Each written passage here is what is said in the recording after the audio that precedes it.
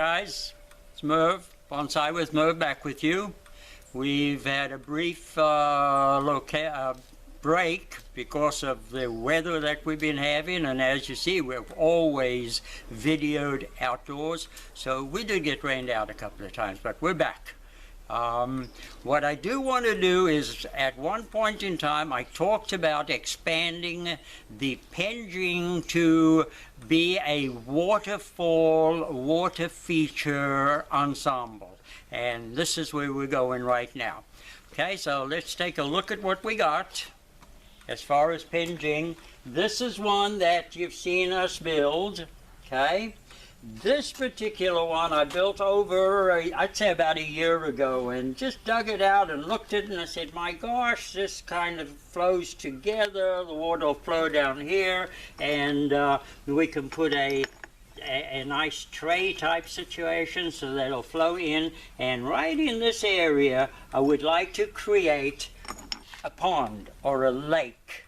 So this is the direction we're going in right now, okay? So, in order to, when we start working with cement, anything that's going to stick, this is a marble top, we put wax paper down, and I'm going to put a little bit more down. I just put one section in. Let me put one more piece in here, in this area. That's so that the cement does not stick to the marble.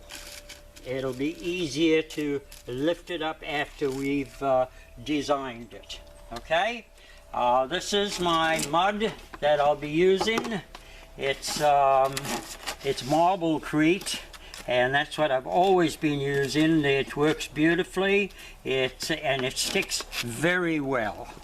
Okay, let's make some mix. A little bit of water in it. Get a mix going, and this Marblecrete is it's pretty good product. As I said before, it really holds up very well. I've been using it for a tremendous amount of time. Almost all of our projects that I've worked on, we've been using this Marblecrete. Yeah. Righty. Okay, looks like I got it a little bit too loose. Let me just add a little bit more dry mud in here. Tighten it up a bit. Now you got to be careful when you mix in these things like grout and thin set and concrete, and you can spit in it and turn it into a loose muck. So okay, this is starting to take shape a little bit. Got to be mixed well so that there's no dry material in there. As you can see, I don't throw a lot in and all of a sudden it turns to slush again, huh? But that's okay, this is going to work. Now, I do have the wax paper down. I'm going to create a slab. Let's put down a layer of mud, only about a half an inch, quarter of an inch to half an inch. Oops.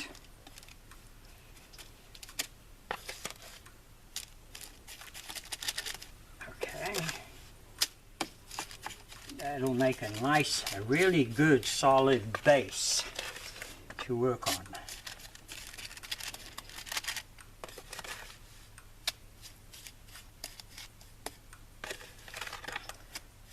Oh my gosh, looks like I did not mix enough. You know, when you start working with stuff like this, it's really tough to determine if you're making enough. But we can always mix some more. That's all it takes. Okay, now there's my base that we'll be working on. Okay. And in order to strengthen this base a little bit, what I'm going to do is I do have some mesh. Okay, let me cut a couple of pieces of mesh.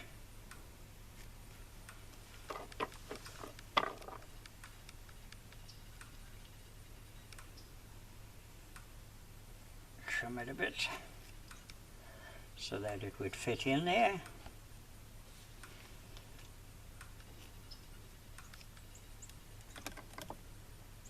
And push it down into our original base.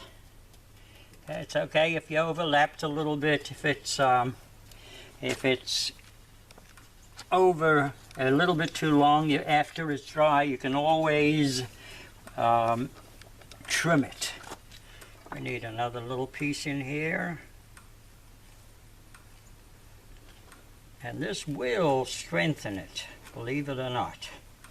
It helps hold it together a little bit better. Okay, there we are. Now, what I'm going to do is just cover it up so that it's sandwiched in there.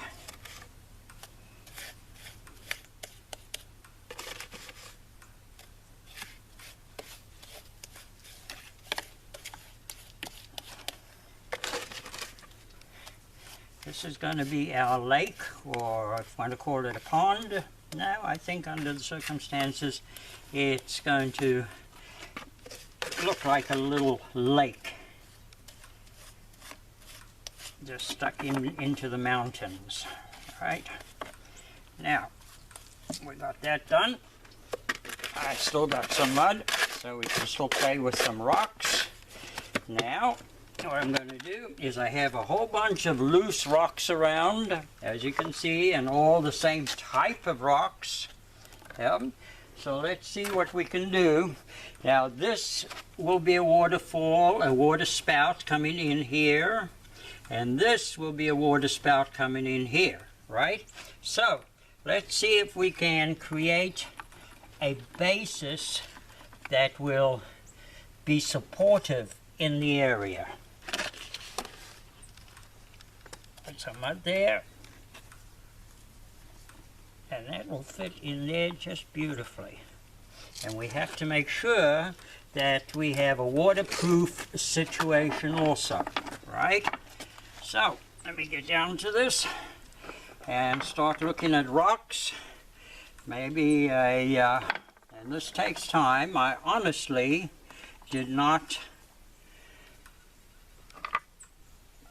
set any rocks up. I figured we can work together and design it together. Yeah. I'm going to put a piece here. This looks like it's going to fit in right here into that neck cranny there. I do not want to get too far out because there we are. See, that makes an excellent pedestal for this spout, because the water is going to go from there down into there, fill that, and then spray out that way. Okay, so that's where we're going to go. Alrighty, now let's see what we can do about another one here. Create a wall.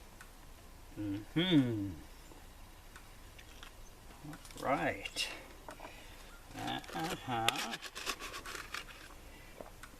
I need one in there. Let's see about finding a rock. It looks like it'll fit. Look at that. In there perfectly. Some mud there. A little bit more.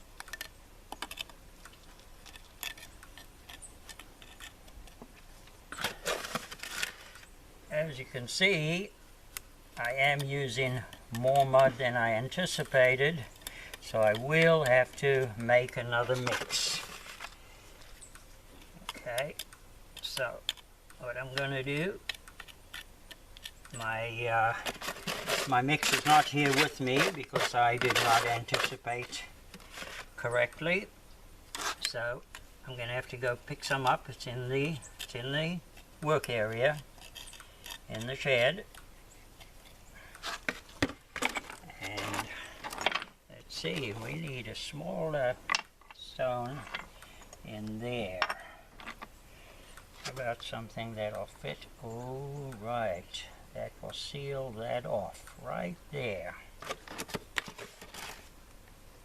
You know, you got to design a wall that will do the trick and look like the sides of a mountain that will be a rock dish.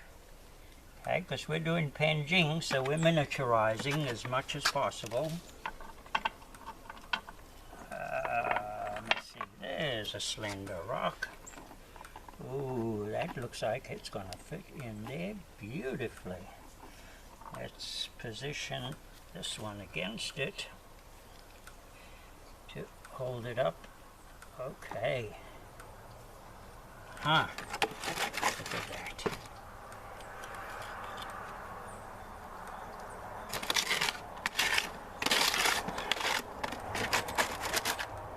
Okay, that's the last of my mud. I have to go mix some more mud.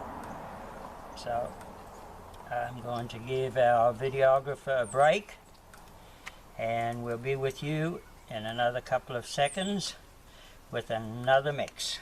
Okay, as you can see, it's starting to form the side of a lake where you can come on in and stand and jump into the water. Okay, let's continue in 2 seconds. Let me get some more mud.